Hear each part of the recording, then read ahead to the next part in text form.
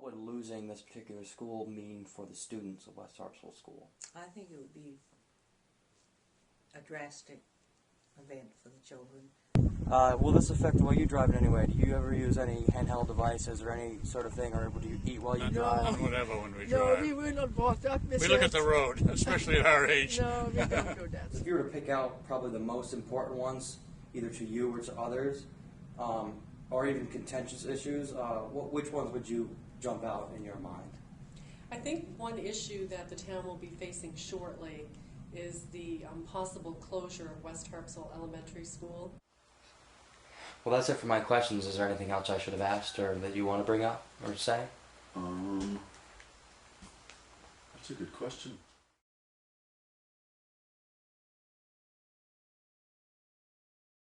The conservation movement in the town of Harpswell has been active now for over 20 years, where people get involved to preserve and protect varying habitats and environments. One of the most recent of these projects is right here at Dunning Farm, and the project actually embodies two of the conservation values. First, to preserve and protect forests and wetlands, and secondly, to preserve a historic working farm. Here in the small town of Harpswell, the landscape remains very rural at the heart, with a bordering coastline characteristic of any peninsula. The land remains open with very little development of an urban society, and for the most part, that is how these citizens prefer it. It is truly scenic and unique, with the quaint charm of a fishing village. There have been countless movements and projects to preserve much of this land because it is crucial to protecting the environment and surrounding waters. The latest is in a class of its own, however, as this farm, surrounded by two bodies of water, was kept as such. Here lives a family who were given the opportunity of a lifetime just over a year ago. Helen and Walter Norton are two citizens of the town who purchased this land for a steep price shortly before advertising for a tenant. They explain why they did this in the first place. It's the last farm in Harpswell.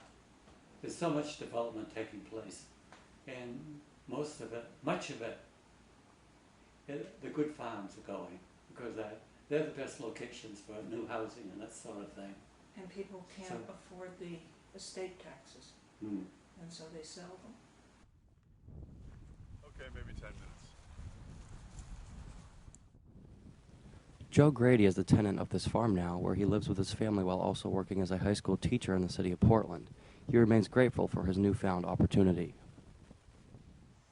Land like this is precious, and to have it be productive in some capacity and remain open, I think there's a quality that's really important to keep present in Maine, especially because it's really typical of our character, I think.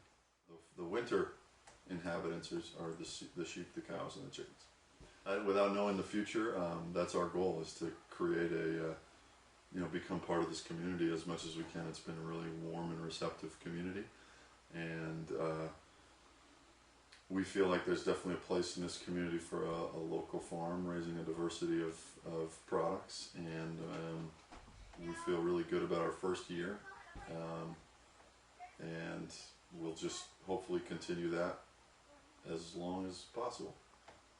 There is an amazing opportunity. The tangible piece of evidence is that this land has been preserved, but I think what's not as visible is the opportunity that preservation creates. The actual act of purchasing and preserving the land, I think, is the first step, and what's really behind it all is an incredible opportunity for everybody in the community to benefit from the use of that land, as opposed to one or two families were it to be divided or something like that. I think that's a really important point.